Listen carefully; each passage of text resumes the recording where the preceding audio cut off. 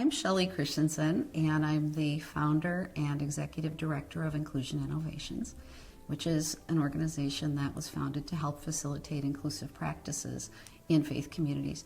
My work is primarily in Jewish communities. I am currently involved in projects with Chabad, the Union for Reform Judaism, and also co-founded the Jewish Leadership Institute on Disabilities and Inclusion.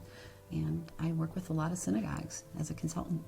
There are two primary ones. The first one is the kind of thinking that takes us away from segregated programming and programming for people with disabilities, making programs inclusive, making all aspects of community life inclusive.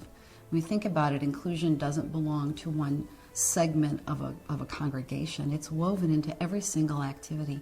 I really believe that people with disabilities have, across the lifespan, must have a presence in the classroom all the way to the boardroom.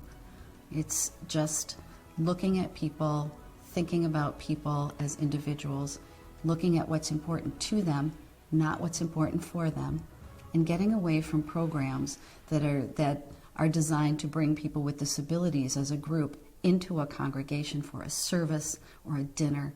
I wonder, in the lives of many, many people who get to go to these programs, what they do the rest of the year. What do they do on Friday nights for Shabbat or Saturday morning for Shabbat? How are they celebrating the Sabbath?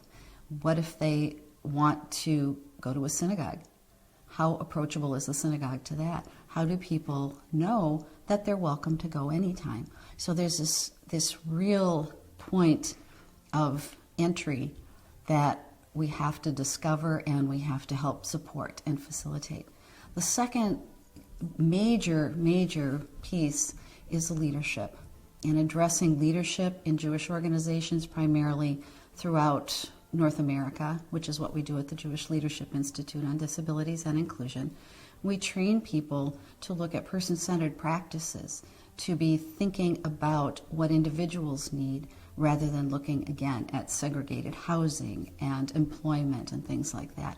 Once people go through the Leadership Institute, the Jewish Leadership Institute on Disabilities and Inclusion, what we're finding is that the people who are trained go back to their individual communities and their organizations, and they can really initiate the conversation around self-determination, about people living a quality life, getting the same kinds of supports from the Jewish community, which are broad and ample, that anybody else does.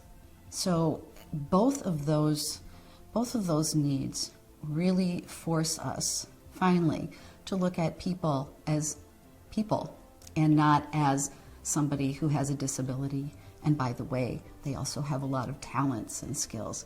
We have to bring the talents, the skills, the individual's own perspective on their own life, what's important to them, and we have to be in partnership. Faith communities just have to be in partnership with people with disabilities. Otherwise, we're not going to make any headway, and as a whole, I think that we all stand to lose from that.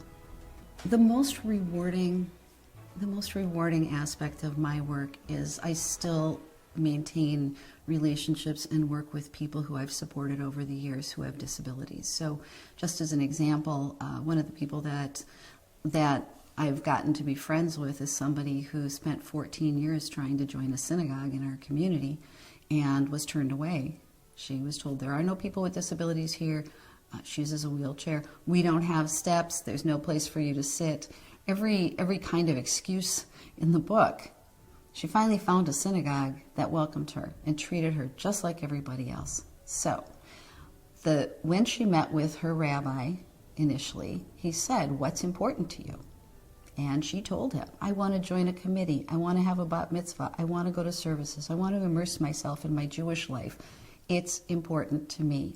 And so this happened about 13 years ago, that initial meeting. And through those years, to watch her evolve and blossom as a Jewish woman in her congregation, she's now on the board. She's taken a leadership role.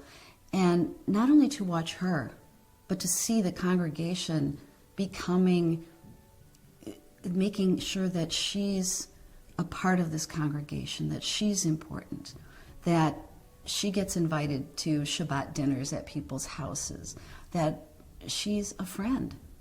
Her congregation is so much richer because she's a member. And all it took was a point of entry. All it took was the conversation. All it took was listening to find out what was important to her instead of trying to fix her.